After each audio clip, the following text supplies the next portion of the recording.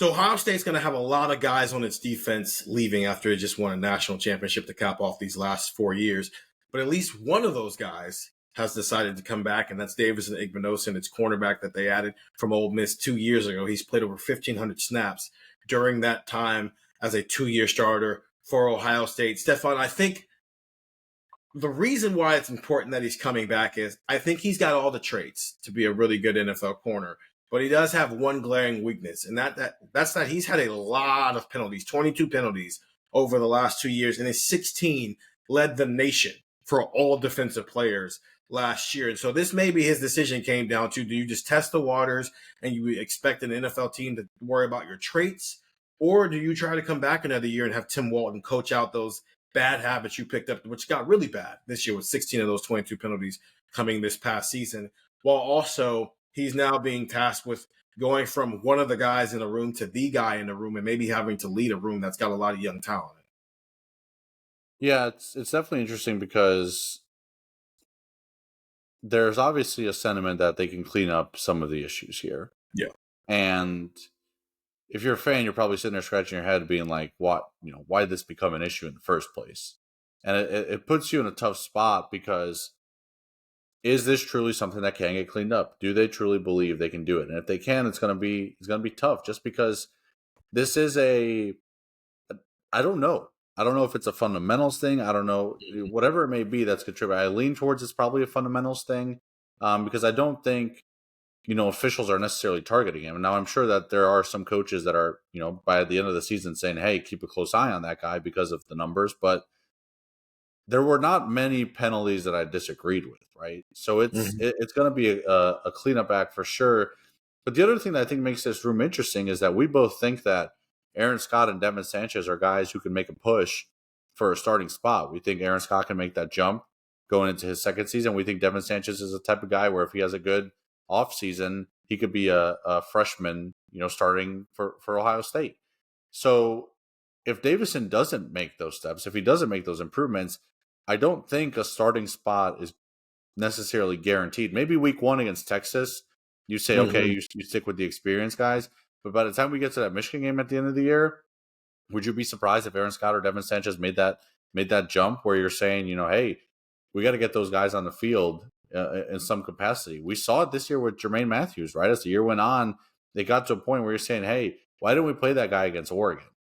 On a game where Denzel and Davison were struggling, why didn't we put in Jermaine some more? And you saw it at the end of the year and ended up basically being a 3-man rotation. So can Davison clean it up enough with the penalties to where you trust him to be that guy? Or do we go into this year and boom, you get to the end of the season, there's another rotation, whether it be Aaron Scott or Devin Sanchez, whoever it is, emerging as that third guy with Davison and Jermaine? Do we get to that point again? And if it does that mean Davison has improved his draft stock much? I'm not sure. This was one of those decisions where I think you and I both agreed that the draft stock was probably this year compared to next year probably going to be the same. So we thought maybe this is where Davison kind of makes that jump, and where maybe Ohio State is okay with it just because they know kind of what they got in the tank with some of these younger guys that they feel like can improve. So I'm a little bit surprised with the decision, but we'll see how it pans out because, like you said, the traits and everything is there for Davison to be an outstanding corner, especially an outstanding corner at the next level. Like, it's all there. Can he do enough this offseason to clean up some of those penalties to where he is a surefire, your best corner? You trust him against the best receivers in the country, whether it be in the regular season in the Big Ten or in the playoff against SEC teams, Big 12 teams, wherever it may be, because he's going to get tested. Teams, it's all there, from this season's body of work that teams are going to go after him in hopes of picking up some penalties. We saw teams do it throughout the 2024 season. It's going to be an important offseason for Davison because the younger guys are on the rise, and he's going to have to fend off some other players to keep that starting spot throughout the year. Yeah, I think this playoff run, you kind of mentioned it, it showed that Tim Walton doesn't care who the older guy is. Yeah. He's going to play who's ever playing better. And I think when you have a guy like Denzel who came back to win a championship, but also to boost his draft stock, all of a sudden he's sharing a spot with a guy that he wasn't sharing a spot with before.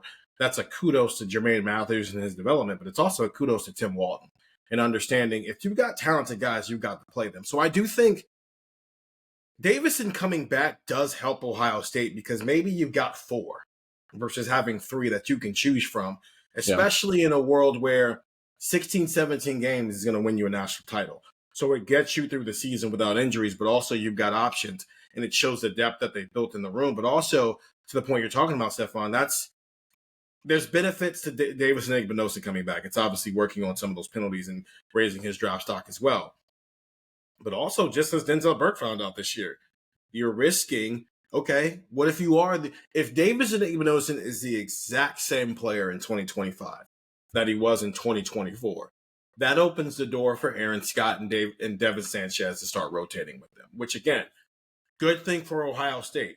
It doesn't have to be a bad thing for Davison Igbinosun, but it is a reality because you can't recruit and develop this position the way Tim Walton is doing and then just stick with the top 2 guys, especially when the guys behind them are demanding to play. Brian Hartline has had to answer these questions in recent years, and it's going to be a question that Tim Walton's going to start answering over the next couple of years as he continues to recruit and develop this position as well. But the good thing is, at least week 1, when you're playing a top 5 opponent that you beat in a college football playoff game 11 months prior, you know what you have in your top 2, which are probably going to be Jermaine Matthews and Davison Igbinosun, and we'll see how this continues to play out as the season continues to progress. Get the text 614-350-3315, 2-week free trial, $3.99 after that, and we'll continue to discuss this on Buckeye Talk, wherever you find podcasts. For Stefan Krajisnik